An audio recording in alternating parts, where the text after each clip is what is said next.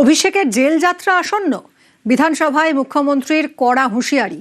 ২১-এর মঞ্চে অভিষেক ব্যানার্জি যে নোটবুক হুঁশিয়ারি দিয়েছিলেন কর্মীদের, বলেছিলেন পকেটে একটা নোটবুক রাখবেন, সময় মতো নেওয়া হবে সেই নোটবুক, আর যারা যে ভাষা বোঝে তাদেরকে সেই ভাষায় জবাব দেওয়া হবে। মঙ্গলবার হিসেব নেওয়ার হুঁশিয়ারি দিয়েছিলেন অভিষেক ব্যানার্জি। বাইরে থাকলে তো হিসাব নেবেন।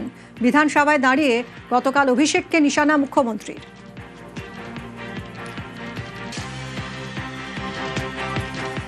কালকে তো শহীদ দিবস হয়নি, কেউ বলছেন ভাইপো প্যারাশুটে নেমেছে, আর ভাইপো বলছে নোট খাতা খুলে রাখো, 31-এ হিসাব হবে। আরে তুমি বাইরে থাকলে তো হিসাব হবে। এই ভাইপো পন্থী তৃণমূলের নাম নিশান পশ্চিমবঙ্গে থাকবে না। আমার দায়িত্ব, কোন ভোটে জিততে পারবেন না।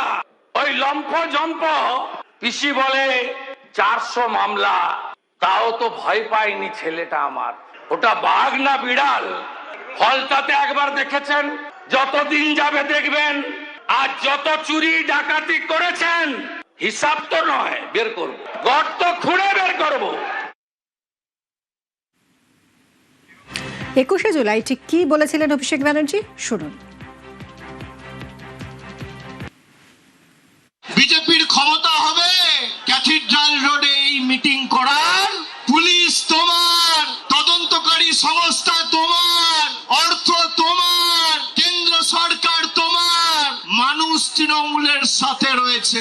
পুলিশ যাদের অযথা মিথ্যা মামলায় অত্যাচারিত করছে, আমি বলবো ধৈর্য ধরুন। একটা ছোট নোটবুক পকেটে রাখবেন, সব লিখে রাখবেন। এই নোটবুক গুলো এক এক করে আমরা ঠিক টাইম মতো নিয়ে নেব। যারা যে ভাষায় বোঝে তাদের সে ভাষাতেই জবাব দেওয়া হবে। অভিষেককে বাঘের সঙ্গে তুলনা করেন মমতা।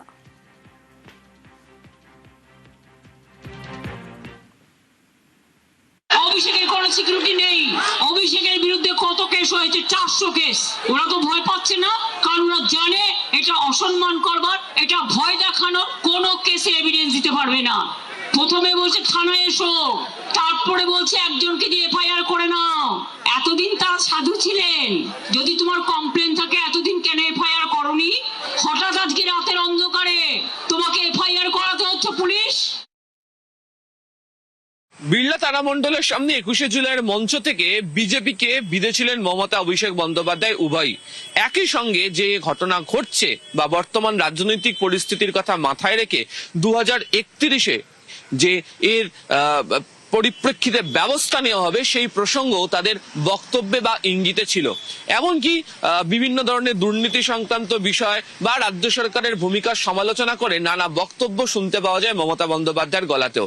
আর রাজ্য বিধানসভার অভ্যন্তরে ঠিক পরের দিনই বক্তব্য রাখতে গিয়ে এর কড়া সমালোচনা করেছেন মুখ্যমন্ত্রী শুভেন্দু অধিকারী। একই সঙ্গে কার্যত তিনি তৃণমূল কংগ্রেসকে চ্যালেঞ্জ করেছেন যে ভাইপোপন্থী তৃণমূল কংগ্রেসের নাম নিশান তারা রাখতে দেবেন না, এবং রাজনৈতিকভাবে লড়াই করার ক্ষেত্রে তৃণমূল কংগ্রেসের বিরুদ্ধে তারা যে জোরদার লড়াই চালিয়ে যাবেন এবং যে সমস্ত দুর্নীতি সংক্রান্ত বিষয় নিয়ে অভিযোগ রয়েছে তা নিয়েও যে পর্যপরি ব্যবস্থা গ্রহণ করা হবে, সেই ইঙ্গিত এদিনকে শুভেন্দু অধিকারীর গলা থেকে শুনতে পাওয়া গিয়েছে। অনেকেই বলছেন যে তৃণমূল কংগ্রেস ইতিমধ্যেই তাদের দুই শিবিরে বিভক্ত এবং তাদের মধ্যেই জোরদার রাজনীতির লড়াই চলছে। এই পরিস্থিতির মধ্যে বিজেপি যেভাবে জোরদার তারা রাজনৈতিক টক্কর বা লড়াইয়ের জায়গাতে তারা যাওয়ার চেষ্টা করেছেন, সেখানে কার্যত শুভেন্দু অধিকারী বুঝিয়ে দিয়েছেন যে আগামী দিনে তৃণমূল কংগ্রেসের জন্য 1 ইঞ্চি জমিও ছাড়া হবে না। ক্যামেরা অসিত দাসের সাথে আবির ঘোষাল, নিউজ 18 বাংলা, কলকাতা।